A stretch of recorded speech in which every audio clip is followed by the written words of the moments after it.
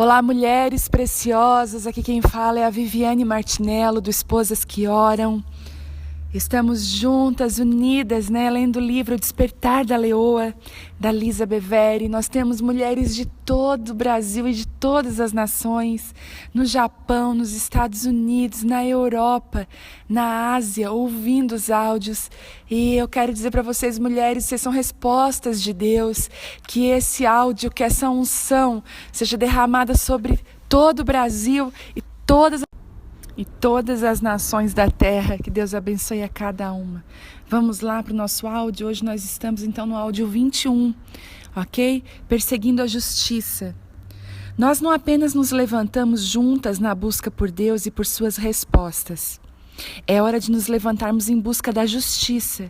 A justiça não exige uma graduação em direito. A justiça deveria ser um estilo de vida. Meu país foi fundado como um refúgio contra as devastações da injustiça. O sistema legal dos Estados Unidos estabeleceu os nossos tribunais como santuários da verdade. Contudo, as sentenças mais recentes nos dão razão para nos perguntarmos se eles são apenas áreas de exibições dramáticas para advogados ardilosos. Ele dará força e justiça para os que lideram e decidem, força e bravura para os que guardam e protegem. Isaías 28:6. Esse versículo nos dá a percepção notável. Justiça é mais do que executar uma lista de regras. Ela requer pensamento e energia. Precisamos da percepção da sabedoria, de modo que tanto o juiz quanto o júri decretem vereditos que no fim guiem uma nação e os atos de seus cidadãos da injustiça para a justiça. A manutenção da verdadeira justiça requer protetores fortes e excelentes. Houve um tempo em que a justiça era usada para descrever os Estados Unidos. Quando eu era criança, o slogan de que os nossos super-heróis era verdade e justiça e o modo de vida norte-americano. Mas o juízo se converterá em justiça, e segui-la-ão todos os de coração reto. Salmos 94:15. Precisamos de um avivamento de justiça. Temo que o nosso poder judiciário tenha perdido seu senso correto de juízo. Corações virtuosos perseguem a justiça. Quando seu coração é reto, a injustiça se torna abominável para você. Isso não se limita no poder judiciário, deveria abranger todas as áreas da vida. Enquanto esperamos que o governo, a igreja ou outra pessoa transforme o errado em nosso mundo certo, mulheres e crianças estão morrendo. No mínimo, creio que todos nós podemos concordar que justiça envolve resgatar as crianças do perigo. Usando a sua proeza, as leoas trabalham juntas para proteger os filhotes do bando. Se os filhotes forem ameaçados, a leoa torna-se uma guerreira estratégica. Assisti a um documentário que mostrava uma cobra conseguindo posicionar-se dentro de um bando de leões. As leoas perceberam calmas, embora uma cobra mortal estivesse no meio delas. A reação delas foi uma evacuação calma, ordenada e imediata dos filhotes, para um local seguro alternativo. Cada um agarrou o filhote mais próximo pela nuca e rapidamente estabeleceu uma distância entre os seus pequenos e a serpente letal. Uma leoa ficou com os filhotes enquanto as suas irmãs voltaram para juntar-se àqueles que ficaram para trás para acompanhar os movimentos da cobra. Fiquei impressionado ao perceber que aquelas leoas foram sábias o suficiente para não atacarem uma cobra tendo seus filhotes nos arredores. Os filhotes não apenas estavam em risco, eles estariam no caminho. Com os filhotes a salvo, era hora de confrontar a cobra. A abordagem instintiva das leoas foi altamente tática e estratégica. As leoas são tremendamente protetoras com todos os filhotes do bando. Uma leoa não porá em risco o filhote de outra leoa, tanto quanto não porá em risco os seus. As leoas não caçam juntas apenas, elas criam os filhos juntas. Do mesmo modo, deveríamos ser comprometidas em colocar distância entre todas as crianças da terra, o que quer que seja que ameace as suas vidas ou as coloquem em risco. Não basta se preocupar com os nossos, isso significa que guerreamos nossas batalhas em casa e fora dela. Vamos nos levantar em favor das nossas vizinhas, tanto de perto quanto de longe. Nas leoas, esse impulso protetor é tão forte que elas têm a proteção dos filhotes em mente antes mesmo da concepção. Por meio de uma provisão da natureza inspirada por Deus, as leoas têm a habilidade de sincronizar o seu ciclo de cio e de reprodução. Isso lhes permite conceder à luz juntas. Assim, na essência, o bando fica grávido. As leoas entendem que os filhotes de idades semelhantes têm maior chance de sobrevivência, devido ao igual acesso a alimento e treinamento. Todos aqueles bebês dourados tropeçando para lá e para cá significa que não há falta de mães cuidadosas. Pelo fato de que o bando consiste de fêmeas aparentadas, as leoas cuidarão e treinarão os filhotes umas das outras. Há uma grande vantagem em crescer ao lado dos irmãos e irmãs do bando, com experiências e tamanhos semelhantes. Isso significa que há ritmos semelhantes nos padrões de disputas, alimentação, descanso, brincadeiras e que, no fim das contas, se transformam em níveis de habilidade complementares. As leoas treinam seus filhotes sendo modelos do que é correto. Na selva, há pouca margem para o erro. Se os conjuntos de habilidades não forem transferidos, a sobrevivência dos filhotes é ameaçada e o legado do bando é comprometido. As leoas aprendem a caçar com a brincadeira. Enquanto ainda são filhotes, elas aprendem os elementos. As mamães leoas ficam deitadas enquanto seus pequenos brincam e lutam. As mães também juntam-se a eles. As leoas não apenas lutam com os filhotes, elas também brincam entre si.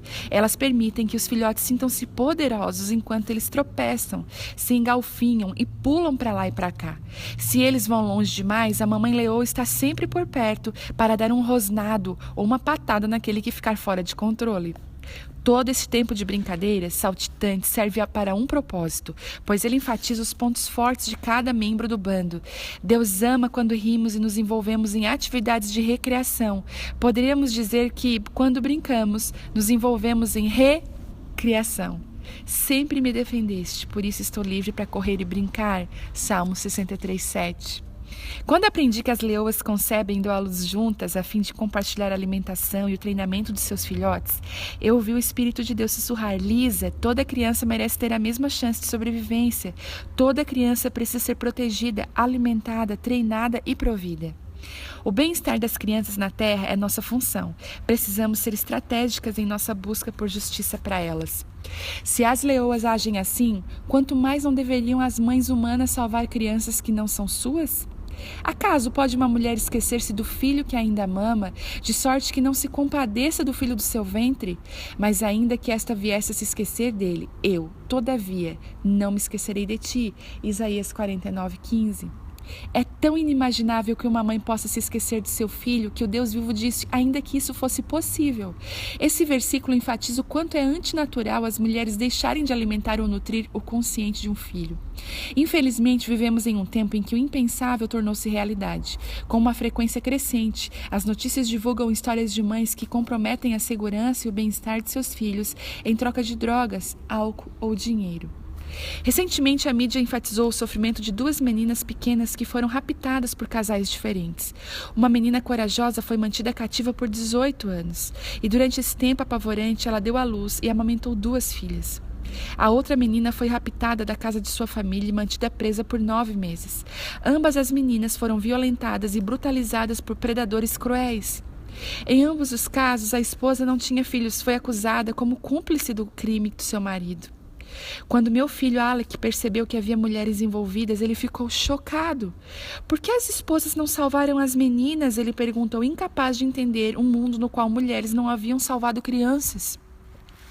Tudo o que pude responder foi que nenhuma dessas mulheres era saudável. Elas tinham escolhas e escolheram permanecer caladas. Por alguma razão, o coração materno não despertara em nenhuma delas. Tendemos a pensar que as mulheres são oprimidas pelos homens, mas nem sempre é esse o caso. Essas mulheres sabiam o que estava acontecendo e não fizeram nada. Na verdade, elas permitiram o abuso daquelas meninas. É interessante notar que ambos os abusadores distorceram textos bíblicos e usaram visões nada saudáveis da submissão para manipular a cidade das esposas. As suas esposas e as meninas. Querendo agradar os seus maridos, a cumplicidade das esposas chocou com toda uma nação. Em contraposição, uma leoa se colocará entre seus filhotes e o perigo. Tenho lido relatos nos quais as leoas até trabalharam juntas contra leões do seu bando, quando os atos deles ameaçaram os filhotes. Nunca houve um período mais crítico para sermos mulheres saudáveis que compartilham e vivem corretamente a palavra de Deus. Precisamos estabelecer uma visão sábia e atenta acerca de problemas como gênero, submissão e obediência marital incondicional. Deus nunca pretendeu que nenhum desses princípios colocasse outros em risco. Eles foram designados para a saúde e para o bem. É nossa responsabilidade proteger os pequenos e os vulneráveis. Como as leoas, devemos sempre procurar tirar as crianças do caminho do perigo. As leoas entendem por um instinto inspirado por Deus o que algumas mulheres esqueceram. As mães salvam, ainda que o filho não seja delas. Aparentemente, apenas dar à luz não faz de você uma mãe. Há alguns meses, nosso país ficou perplexo com a história de uma linda e sorridente menina de 5 anos de idade que foi vendida pela mãe como escrava sexual. Encontraram o corpo da menina em uma área florestal ao largo de uma estrada rural na Carolina do Norte. Tremo ao pensar o que mais poderá estar nas notícias por ocasião da impressão deste livro. Agradeço a Deus porque para a maioria de nós esse tipo de desconexão materna ainda é impensável. A Bíblia prevê que haverá um tempo de embrutecimento no qual as pessoas que se perderam do caminho esquecerão o que é ser humano. Ver Romanos 1:26. Ser humano é ser semelhante a Deus e ter dentro de nós uma consciência e uma medida do seu coração. Deus fica ultrajado com essa desvalorização da vida e com a sexualização de crianças que foram feitas à sua imagem. Sabendo que essa é a reação dele, devemos reagir do mesmo modo, com uma reação feroz e amorosa. Algumas de nós precisam abrir os seus lares por meio da adoção e receber as crianças que estão correndo risco ou que estão indesejadas. Precisamos ser generosas e não depender do governo para tornar certo o que vemos que é errado. Vamos realmente amar o nosso próximo? Se permanecemos caladas diante da opressão e da injustiça, corremos o risco de que elas um dia nos alcancem. Anseio por ver a igreja levantar-se para corrigir as injustiças do tráfico humano e do comércio sexual. Eles nunca estão longe da minha mente e estão constantemente presentes nas minhas conversas. Recentemente falei com uma mulher que estava sentada ao meu lado em um voo sobre a minha paixão por ver as mulheres do mundo se mobilizarem em algum tipo de ação que confrontasse esses problemas. Ela voltou-se para mim e perguntou: com que autoridade você fala sobre esse assunto? A intensidade da pergunta dela me apanhou completamente de surpresa. Perplexa, fiz uma pausa, depois eu retruquei. Com que autoridade eu ousaria permanecer calada? Baixando a voz, ela tentou explicar que queria saber se eu tinha alguma qualificação educacional ou profissional nessa área. Sustentei o olhar e expliquei que, até onde eu sabia, não havia lei contra levantar a sua voz contra a injustiça. E pelo que constatei, não existe uma única resposta profissional. A enormidade desses crimes exige a reação de muitos.